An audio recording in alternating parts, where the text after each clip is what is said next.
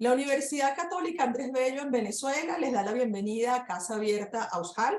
Esta es una iniciativa titulada Expo Posgrado y Educación Continua, donde participan 14 universidades jesuitas de América Latina para compartir su oferta académica y además para compartir temas relevantes, temas de actualidad, interesantes para las áreas del conocimiento de los programas de posgrado que tenemos.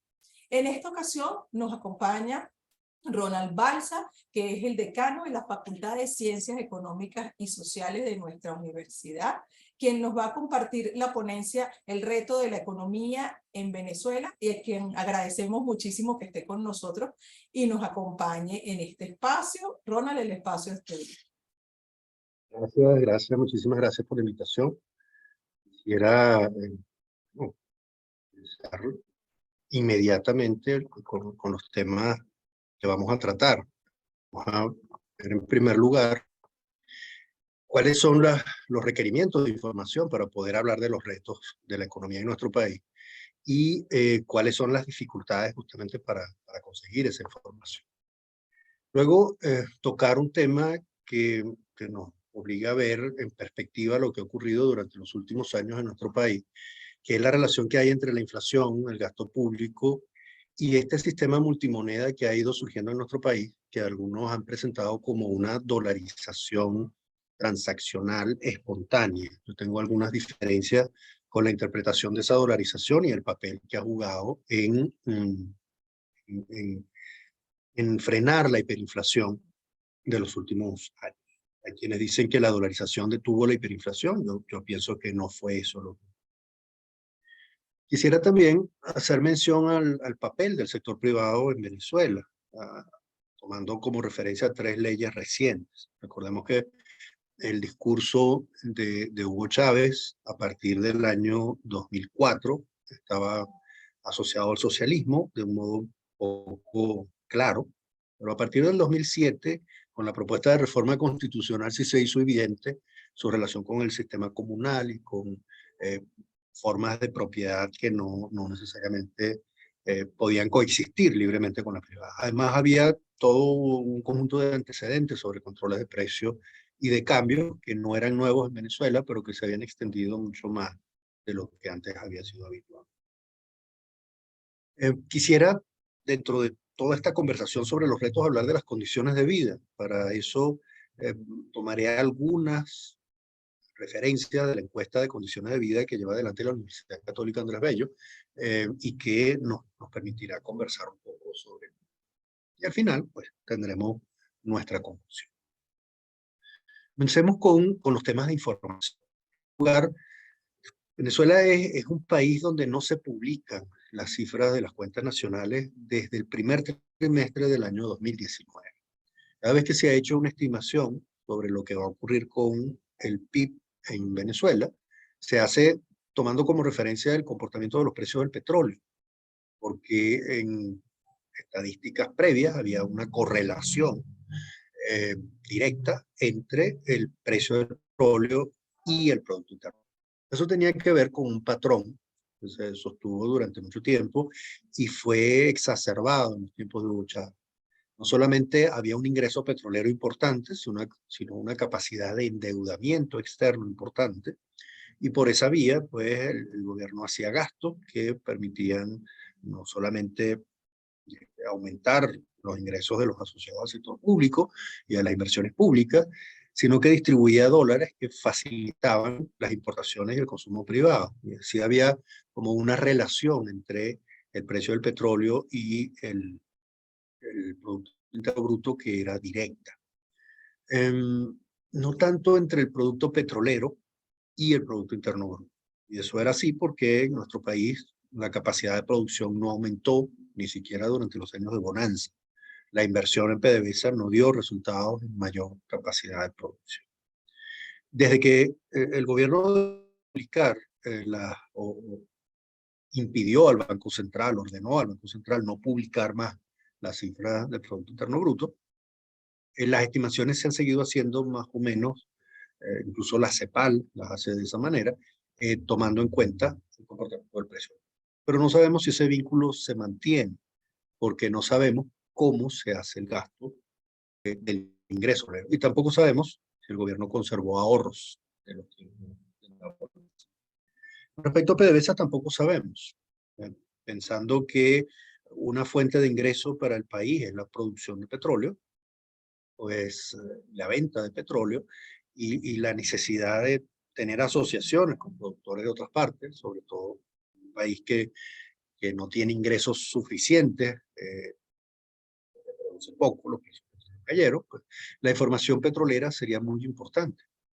Pero recordemos que también en los tiempos de Hugo Chávez se interrumpieron asociaciones estratégicas con productores privados de Venezuela y de otros países, y luego comenzaron asociaciones con China o con Rusia, em, ya que han pasado los años, ya con Nicolás Maduro han incluido relaciones directas con Irán, por ejemplo, en la adquisición de combustibles, ¿no? Compra de combustibles para el consumo en Venezuela. Así que la posibilidad de hacer alianzas transparentes con productores privados de cualquier parte del mundo está muy limitada por la falta de información oficial, oportuna y completa. Con respecto al presupuesto nacional también hay problemas, o sea, porque dejó de publicarse desde el año 2016 y lo que se publicaba no estaba completo. El gobierno tenía fondos para fiscales, como el Fonden, que recibía dólares llevados incluso de las reservas internacionales del Banco Central de Venezuela y de PDVSA, que desaparecieron sin que quedara cuenta de su uso. Se decía que se iba a dedicar para inversiones y las inversiones no se hicieron. Por eso en este momento no sabemos cuánto de eso puede ser ahorro que el gobierno utilice para otros fines desconocidos para nosotros. En el año 2022 se filtró una eh, exposición de motivos de un proyecto de ley que no fue ni confirmado ni negado por el gobierno de Nicolás Maduro. En este momento debería estarse presentando otra exposición de motivos, sabemos si se filtrará o no se filtrará, pero de esa información sacaremos algunos detalles para conversar.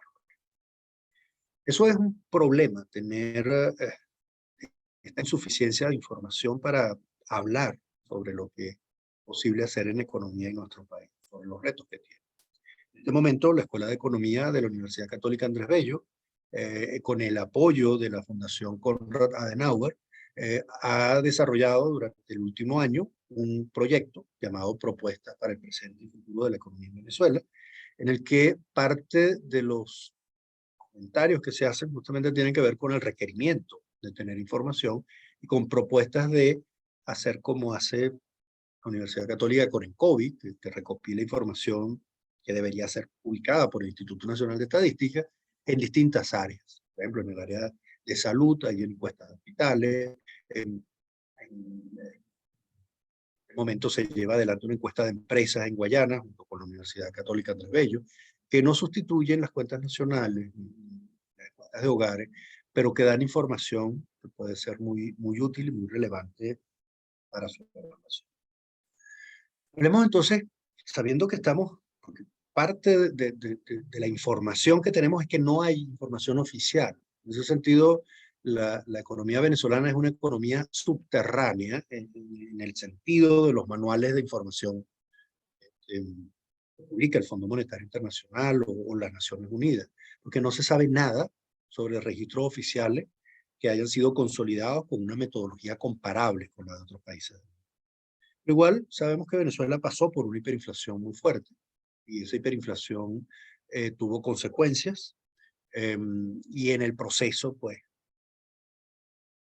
hubo un uso masivo de dólares para transacciones cotidianas según la evidencia circunstancial y anecdótica de quien ve pasar los dólares de una mano a otra o de una cuenta a otra. Entonces, tratemos de hablar un poco sobre eso en el presente y en el futuro. Parte de la información que voy a mostrar acá fue publicada previamente en un artículo que está también en la página de la Escuela de Economía, que se llama Gasolina dolarizada a precios internacionales y otras mutaciones narrativas. Aquí pueden encontrar buena parte de los cuadros que van a más adelante y quizás sirve el título para plantear como uno de los principales retos cambiar el discurso político sobre la economía en nuestro país. La gasolina ha sido desde 1989 y el incremento en el precio de la gasolina que dio Carlos Andrés Pérez, un tema de difícil tratamiento a todos los gobiernos y opositores que vinieron más. El aumento del precio del petróleo en aquel momento del precio de la gasolina, perdón, en aquel momento fue asociado al Caracazo. Fue un proceso violento de saqueo, actualmente tratado como una explosión social, que también estuvo asociado a la liberación de precios, en la economía, la apertura de la economía, eh, recurrir al Fondo Monetario Internacional en búsqueda de recursos, ¿no? Y eso, pues, lamentablemente, vinculó el hecho de que el precio de la gasolina debía ser sostenible su producción, igual que el precio de la harina y el precio de la leche debía ser sostenible su producción, con la idea de que había un neoliberalismo salvaje que podía estar a favor de los ricos y en contra de en el tiempo de Nicolás Maduro, cuando efectivamente se dio un aumento de precio de la gasolina y se dijo que se iba a vender a una cantidad expresada en dólares. Y algunos creyeron que ya bastaba expresarlo en dólares para que el precio fuera internacional, a pesar de que se pudiera pagar en bolívares. Y el tema de cómo entender el funcionamiento del sistema de precios es uno de los más complejos en una economía como la venezolana, una economía petrolera durante mucho tiempo, que tuvo importaciones baratas, que además el gobierno se comprometió a tener un sistema de protección para los más vulnerables que terminó no siendo eso. Así que ese es uno de los principales retos de la economía venezolana, considerar el papel de la economía dentro del discurso. Y no lo digo solo porque el neoliberalismo haya sido una etiqueta problemática en nuestro país. Lo ha sido en todos los países de América Latina, lo ha sido en Europa también, pero allí hay que separar entre lo que implica hacer sostenible una actividad económica, hacer sostenible la distribución de un producto, tiempo, hacer sostenible la producción de los mayores, de los enfermos y de los niños, con políticas que, pretendiendo la planificación centralizada, que fue lo que hizo Hugo Chávez, conduzcan a la destrucción de oportunidades de intercambio. El primer gráfico que quiero colocar no es uno que sea los más recientes, no está actualizado, pero lo que me interesa es mostrar el periodo que va del año 2014 al año 2022, que fue un periodo de hiperinflación en nuestro país, expresando los precios, el índice de precios, perdón, de cada grupo de actividad económica con respecto al promedio. Así ustedes pueden ver que en los años de la hiperinflación, 2017 a 2021, los precios que subieron más en relación al promedio fueron los precios de las bebidas alcohólicas y el tabaco, precios de alimentos y bebidas no alcohólicas, y en este caso, acá pues tenemos precios no veo el nombre de cómo ser aquí, pero es restaurantes, aquí está, restaurantes y hoteles. O sea, efectivamente restaurantes y hoteles utilizan alimentos y bebidas alcohólicas. O sea, y podemos ver la vinculación entre el comportamiento de estos precios que se mueven a esta velocidad con el precio de un productor que utiliza como insumos tanto bebidas alcohólicas como no alcohólicas y alimentos, entre otras. Este gráfico no nos dice que los que subieron de precio para tener los mayores precios hayan sido los tomates. Nos dice que los tomates, entre otras cosas, subieron de precio relativamente más que todos los demás. Eso no afecta solo a quienes van a restaurantes, por supuesto. Afecta a todos los que se alimentan, a todos los que comen. Lo que implica que quienes dedican a su presupuesto la mayor parte a comida, que son los pobres, son los que llevan la peor parte en una hiperinflación. Y allí es donde también la idea de que hay que controlar los precios comienza por control de precios de los alimentos. Y eso genera el problema que no solamente entonces los precios de los alimentos aumentan, sino que la escasez de alimentos se incrementa. Y eso potencia la subida de los precios en los mercados informales, generando además un problema de redistribución de alimentos. Esa es una de las tragedias de una hiperinflación con control de precios, que terminan subiendo el precio visto en promedio para todos, pero sube más para los más pobres y además la escasez los afecta más a ellos. Sube más, quiero decir, en relación a sus capacidades de gasto. Y al final la política de protección a través de controles de precios termina o convirtiéndolos en revendedores de productos después de hacer largas colas en los mercados formales, o termina separándolos del acceso a la variedad de bienes que otros pueden concebir por los mercados. Ahora, en una hiperinflación siempre es posible buscar culpables y los gobiernos que las generan, porque son generadas siempre por los gobiernos, suelen acusar a los comerciantes, a los productores, a los importadores y a veces también a los mismos consumidores, diciéndoles que no deben comprar tanto, que no deben pasarse de los racionamientos. Es decir, al final el gobierno crea la hiperinflación y crea a los culpables. Básicamente este gráfico es para mostrar cómo el efecto de la hiperinflación es diferencial dependiendo de los productos sobre los que... Además, permite mostrar este anaranjado que vemos acá, muy por debajo, tiene que ver con los servicios de educación. La hiperinflación ocurre mientras suben los precios de los alimentos más rápido el promedio y los precios, por ser educados, suben más lento.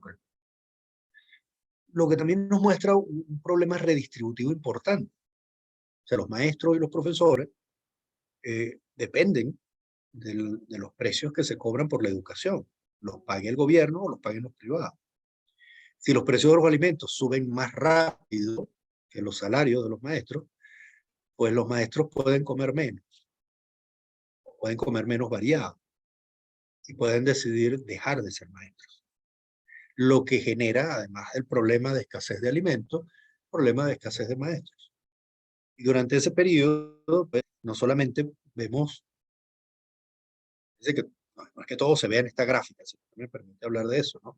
Todo el problema generacional que afecta la educación en nuestro país. Quizás los maestros más viejos que ya tenían su casa o ya tenían hijos que los ayudaran, siguen dando clases. Y los que podían estudiar educación, los más jóvenes que podían ser profesores en la universidad, se van del país, generándose una brecha en la capacidad de formación de esos maestros, que es difícil sustituir una vez que la migración se da y quien se ha ido logra estabilizarse en otro país. Cuando no logra estabilizarse y se regresa, esos años de formación en buena medida se perdieron en medio de condiciones de vida muy, muy difíciles. Acá, no me voy a detener mucho en el gráfico, pero sí quisiera mostrar este salto en rojo tan fuerte que ocurre aquí. Este salto nos muestra la relación que hay entre la cantidad de dinero que iba a las empresas públicas, en principio a PDVSA, entregada por el Banco Central, con respecto a la base monetaria del Banco Central de Venezuela. Es decir, como fuente de dinero, de creación de base monetaria, la cantidad de dinero que se entregó a PDVSA dio un salto verdaderamente destacable en el año 2018. Este salto parece muy fuerte y pareciera que todo lo que ocurrió antes fue poco, pero no. Notemos que el salto es muy fuerte, pero ya desde el 2017 estamos viendo saltos que quedaron pálidos en el 2018. La hiperinflación efectivamente comenzó acá en el noviembre de 2017. Fue precedida por un aumento sostenido, además marcado en la proporción de creación de dinero que fue a PDVSA. Todo lo que ocurrió antes ahora parece insignificante, pero no lo es. O sea, en buena medida la inflación en Venezuela ha sido una inflación alta porque parte del gasto se financia directamente con bolívares a través de PDVSA, pero no habíamos llegado a una hiperinflación. En esta línea azul vemos la relación que hay entre la cantidad de dinero que crean los bancos y esa base monetaria que crea el Banco Central de Venezuela. Podemos ver cómo parecía estar estable la expansión monetaria del Banco Central y la cantidad de dinero que los bancos creaban parecía mantenerse más o menos estable. Luego comienza a caer. Esta caída lo que nos dice es que el peso de la base monetaria es cada vez mayor. Es decir, lo que el Banco Central pone en circulación es cada vez más en relación con la base monetaria. Cuando este salto se da es justamente cuando la inflación llega a su punto más alto, un poquito antes de que el gobierno declarara un encaje que prácticamente impedía a la banca prestar. Ese salto es el principio de la disminución de la hiperinflación en nuestro país, porque llegó a su punto más alto en ese momento. ¿Por qué se reduce la hiperinflación? El Banco Central comienza a prestarle menos a PDVSA, después del máximo, y le prohíbe a la banca hacer préstamos. En ese momento comienzan a circular abiertamente dólares. Abiertamente digo, Nicolás Maduro dijo en aquel momento que era una bendición, era una válvula de escape, que se pudieran usar dólares en la calle. Pero durante todos los meses previos había dicho que era un dólar criminal y todo estaba penalizado.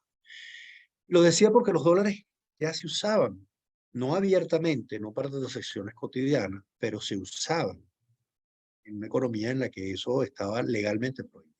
A partir de 2018 se dan varios cambios.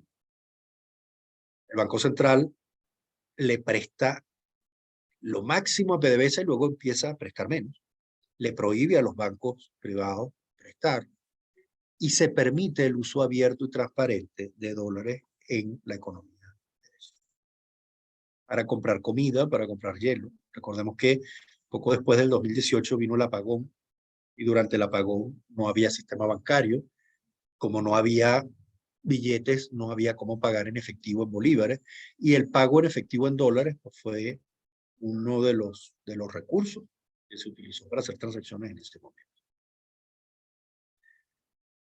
En el año 2018, cuando les muestro acá este salto, pues efectivamente es cuando las empresas públicas reciben esa mayor cantidad con respecto a la base monetaria. ¿Qué ocurre luego? Fíjense que esto cae, pero la tendencia es a que continuara creciendo hasta marzo del 2020. El gobierno lo que hizo fue recomponer el uso del dinero en la economía.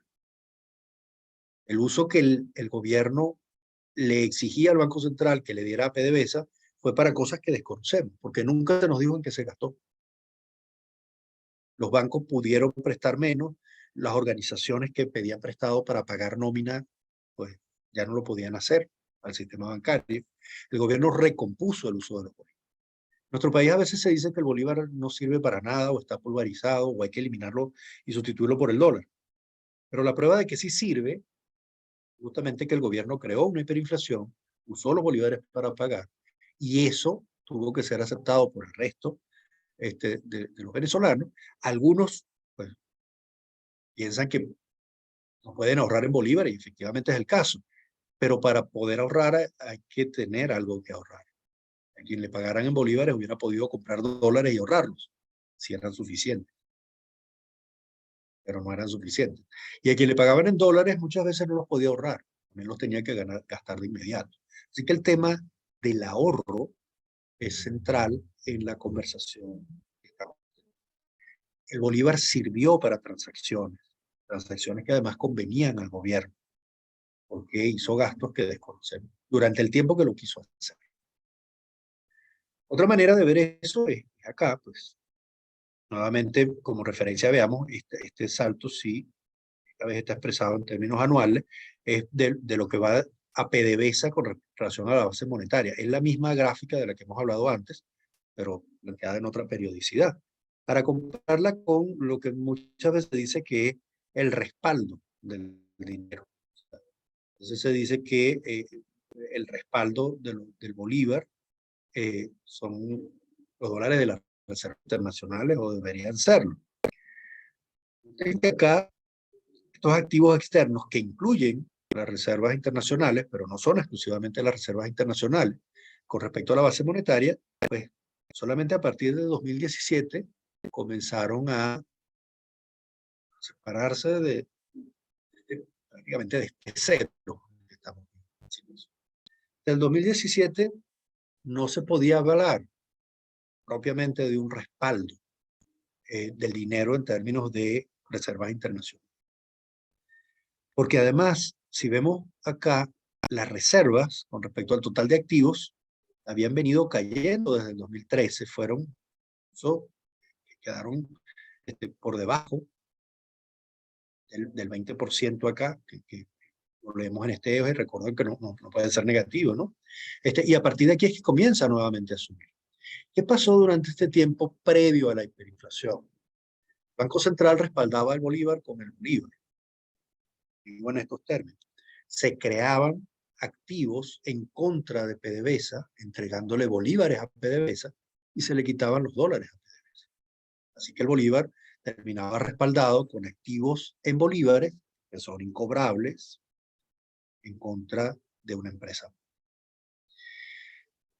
Y parte de los activos externos estaba ubicado en no reservas internacionales. O sea, el gobierno los tenía, y digo el gobierno, en países donde el Banco Central es autónomo, pues yo no podría decir que son reservas del gobierno, ¿no? Pero en este caso sí. Estaban, eh, buena parte de los activos externos estaban fuera de las reservas internacionales, que son las que se consideran habitualmente respaldo por el uso que pueden tener para su venta en mercado diario y todo. Recordemos que en Venezuela había un control de precios rígido desde el 2003 hasta el 2018, con amenaza de cárcel y de cierre de negocios. ¿Okay? Así que no podíamos hablar de un respaldo del Bolívar, pero eso no, en términos de moneda internacional, pero eso no significaba que el Bolívar no fuera medio de pago en nuestro país y fuera indispensable para las transacciones que se hacían. A veces se dice que el sistema bancario venezolano desapareció o es inútil porque no puede cumplir su función de intermediación, es decir, de recibir ahorros y dar préstamos, porque no se ahorra en bolívar. Pero ese sistema fue indispensable para la transacción, porque los bolívares se podían utilizar para comprar y vender en el país. Acá, pues, hay otro gráfico que llega hasta el 2020, no los he extendido porque esto es bastante laborioso hacerlo día por día y pues, promediarlo semanal y tal. Pero aquí se muestra lo que yo quería mostrar, que era la relación entre los índices de precios y alguna medida del precio del dólar comúnmente aceptada, el dólar paralelo en este caso, que era dólar today. Aquí podemos ver, otra vez, el índice general de precios es este negro que tenemos aquí, y hay unos que van por arriba y por abajo, los mismos que veíamos antes. Bebidas alcohólicas, bebidas no alcohólicas y alimentos, restaurantes y otros. ¿Qué podemos notar en este caso? Del 2015, uno de 2015 a 2016, subieron más rápido los precios en bolívares que el precio del dólar. A partir de 2016 pasó lo contrario. Subió más rápido el precio del dólar que el precio de los alimentos. En este tiempo, de 2016 a 2017, fue cuando se dijo mucho en Venezuela que había que dolarizar la economía. Y había que dolarizarla o había que ganar en dólares, porque quien tenía dólares podía venderlos, podía pagar con ellos, y le iba mejor que recibía bolívares. Le iba mejor porque podía comprar más. En este momento, pues, efectivamente, el precio del dólar estaba subiendo más rápido que el precio de los bienes. Y parecía que quien tenía dólares tenía una ventaja. Pero después del 2017 a 2019 ocurrió lo contrario. Entonces se decía que había inflación en dólares y que había que tener otra vez algún tipo de control de precios, pero esta vez no. Muestro el gráfico únicamente para decir cómo el discurso alrededor de la variación de los precios a veces se convierte en un discurso inconsistente. dependiendo de lo que se ve que pasa con el poder de compra.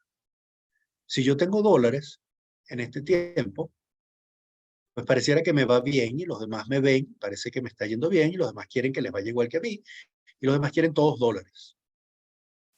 En este momento, el que tiene dólares le va mal. Entonces parece que la culpa la tiene el que le cobren dólares. Entonces hay que castigar al que le cobren dólares. Aquí había que preguntarse qué determina cada precio por separado y cómo se relacionan esos precios con el precio del dólar.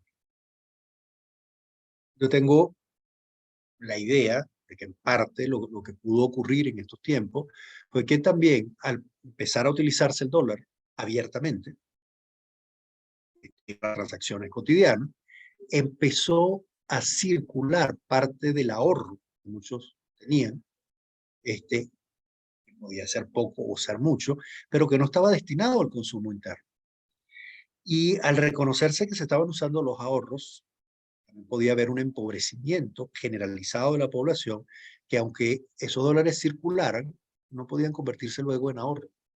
Es decir, comprar dólares para guardar, como se hacía en los años de la abundancia, ya no era posible, que no sobraba.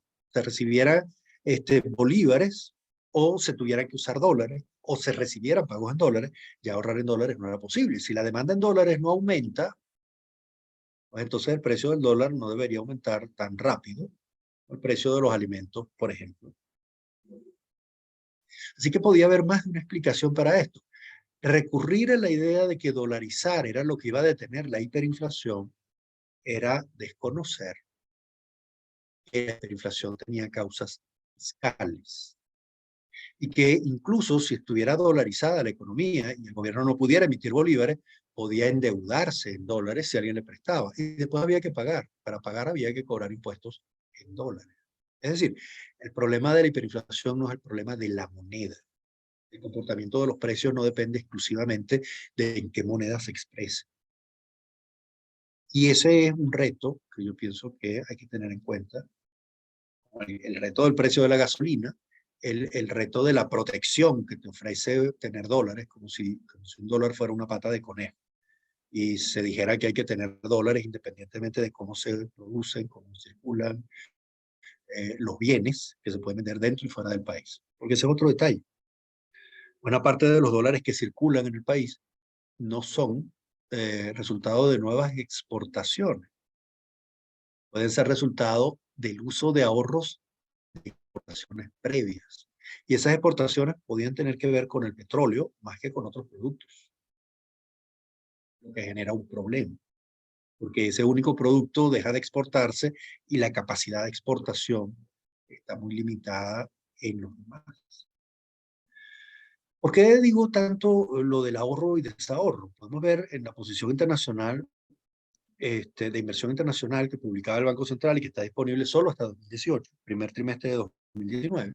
Podemos ver esta línea morada que nos muestra cómo la tenencia de moneda y depósitos en el exterior por parte del sector privado creció de un modo sostenido y acelerado desde el 2005 hasta el 2014. Y luego comenzó a caer. Esos ahorros son del sector privado. No sabemos si son del sector privado que migró del país. No sabemos si es de quienes tienen mayores ingresos en el país. Pero ciertamente lo que aquí aparece clasificado como sector privado tuvo una colocación en bancos en el exterior que fue significativamente importante. Y digo esto así porque el endeudamiento externo venezolano, medido por el mismo Banco Central, alcanza más o menos esta cantidad. Lo que vemos es que el sector público tenía activos crecientes hasta el año 2008. Luego en los registrados comenzaron a caer hasta ser negativos. ¿Y por qué cayeron? Porque el gobierno retiró las reservas internacionales del Banco Central e incurrió en endeudamiento externo. Así que los activos externos netos cayeron hasta ser negativos. ¿Por qué muestro este gráfico? Porque según lo está declarado por el gobierno no tiene ahorros, solo tiene deudas. Pero nosotros no lo sabemos, porque lo que pasó con el Fonden lo desconocemos. No sabemos. Solo sabemos que el gobierno tiene deudas, no sabemos si tiene ahorros. Con respecto al sector privado, parte de ese ahorro pueden tenerlo los migrantes. que hayan tenido una capacidad para hacerlo, pueden tenerlos en bancos en el exterior. Pero también hay venezolanos o residentes en Venezuela que pueden tener dólares en el colchón o pueden tener una cuenta en el exterior. Y eso es lo que ha facilitado que haya una dolarización transaccional en nuestro país. Con este término hay que tener cuidado porque a finales del siglo XX se hablaba mucho de la dolarización y se trataba de medir en términos de los depósitos en dólares que había en la banca nacional. Pero ya a finales del 2020, el avance en el uso de Internet hacía ver que los bancos se iban a interconectar en el mundo. Y eso nos debería obligar a reconsiderar la definición de dolarización. Porque visto así, Venezuela ha tenido, aprovechando esa interconexión del sistema bancario, la posibilidad de que venezolanos en Venezuela tengan cuentas en el exterior.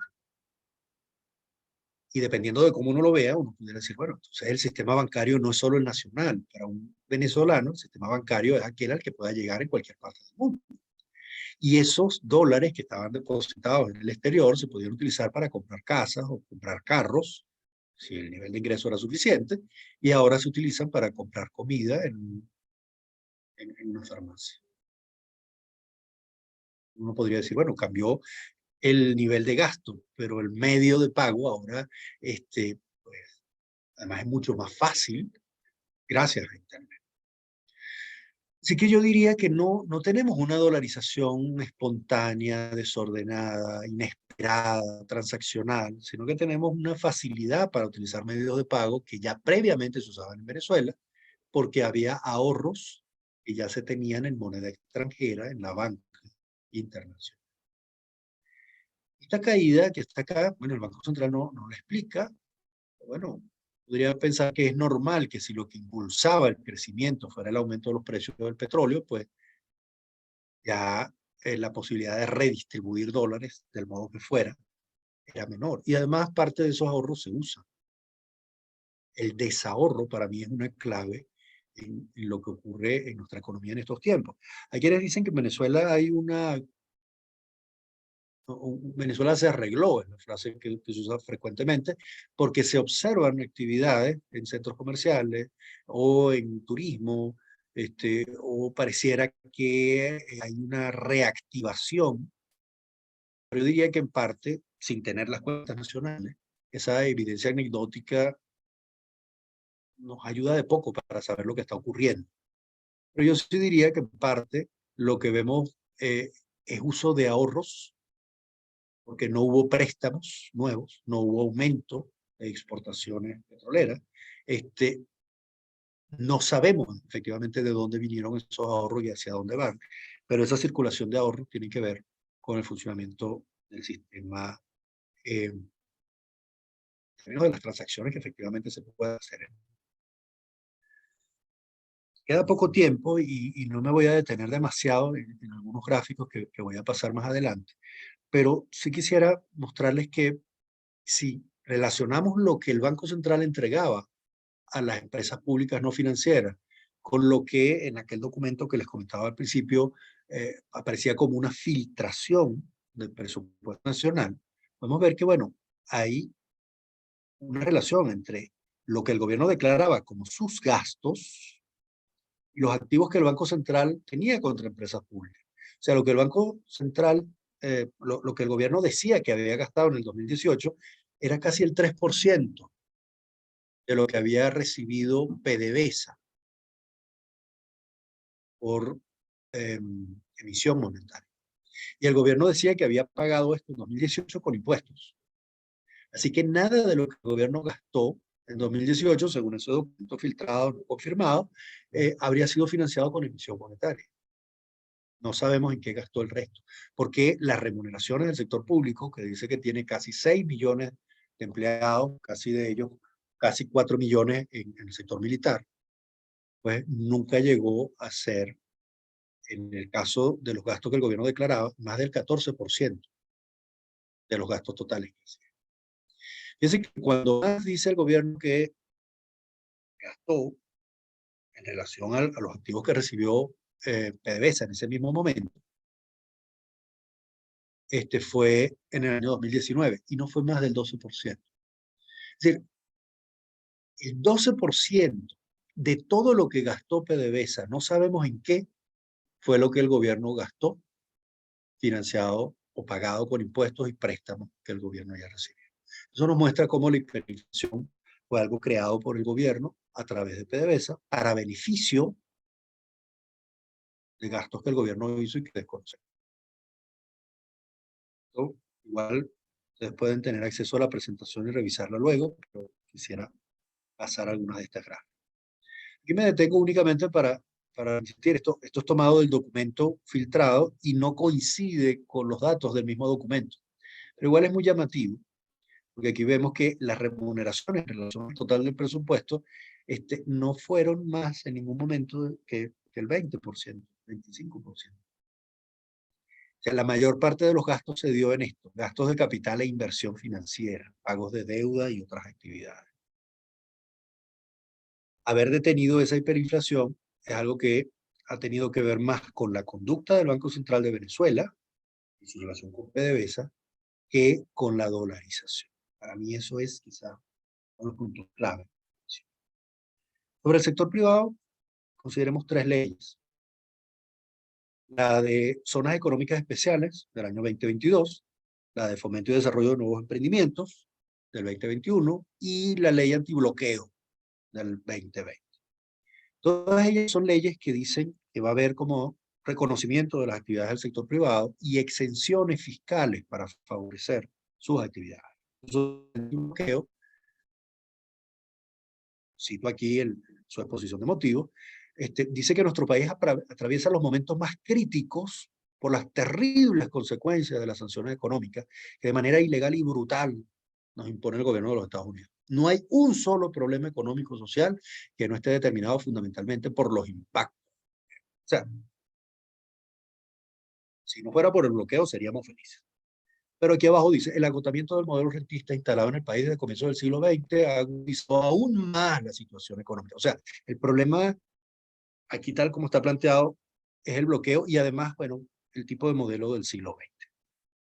Diría que es completamente al revés, ¿no? Pero la manera de plantear el problema nos muestra que abrir el espacio para el sector privado no es para cualquier sector privado. Es para un sector privado que el gobierno acepte con las explicaciones que da sobre el comportamiento.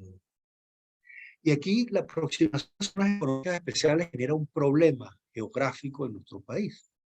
Yo hubiera preferido asociaciones público-privadas, porque están definidas con proyectos. Y el proyecto no tiene que ver solo con la localización geográfica, sino con la actividad económica y su justificación y la rentabilidad de esa actividad. Por ejemplo, se dice, vamos a hacer asociaciones público-privadas para producir electricidad. Y hay que tener una tarifa para la electricidad. Y entonces se busca el espacio geográfico donde eso se puede hacer y allí se toma la decisión. Hacerlo por zonas económicas especiales obliga a algunos estados del país a pagar impuestos que se utilizan en otras zonas económicas del país, pero que, por ser llamadas especiales, producen y no pagan impuestos.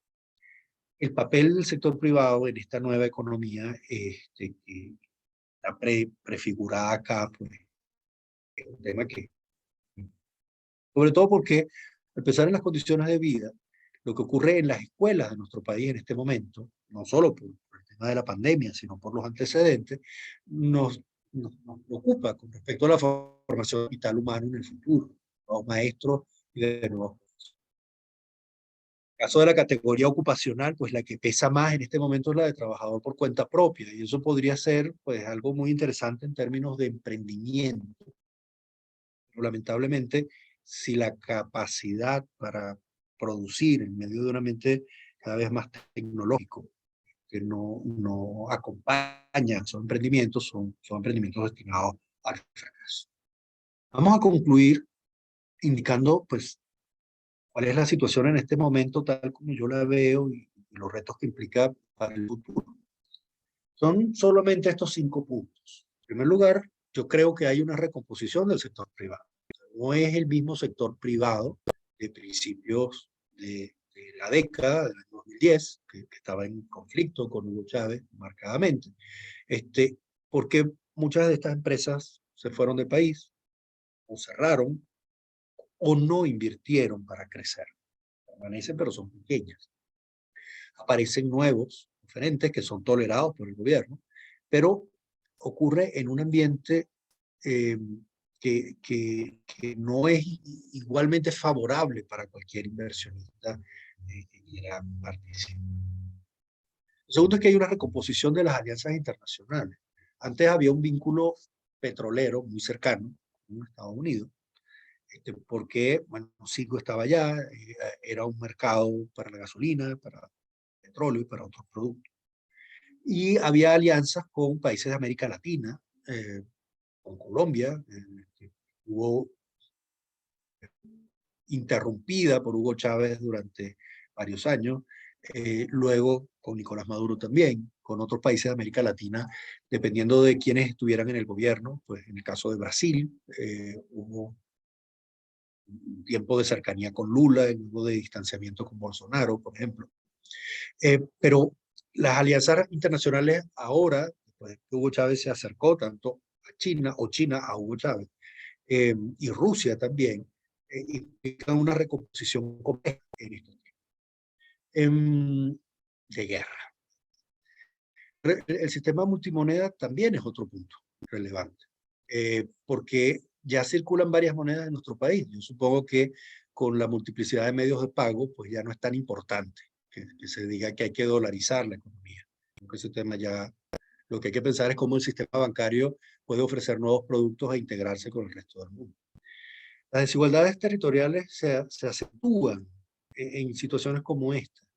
Y la ley de zonas económicas especiales es un ejemplo de cómo eso puede llegar a convertirse incluso en algo deseable dentro de la política del gobierno. Lo último es que todo ocurre en ausencia de transparencia y rendición de cuentas. O sea, es el mayor peso en un sistema democrático para cumplir los valores de igualdad ante la ley y de protección a los más vulnerables. Bueno, yo quisiera dejarlo aquí y agradecer mucho esta invitación. Gracias, Ana Fina. Muchísimas gracias, muchísimas gracias. Agradecemos al decano Ronald Balsa por esta ponencia. Sin duda es interesantísima y además creo será de mucha utilidad a todos los que nos van a ver a través del canal YouTube, pues hablar de la economía venezolana es un reto. No solo la economía lo es, hablar de ella ya lo presenta y será de gran utilidad para las universidades pares en América Latina dentro de la red de AUSJAL, el poder conocer más sobre nuestra economía, además gracias a una exposición tan clara, tan precisa y con información tan interesante. Así que nuevamente, muchísimas gracias, decano, por acompañarnos en esta ponencia y nos despedimos de todos. Hasta luego.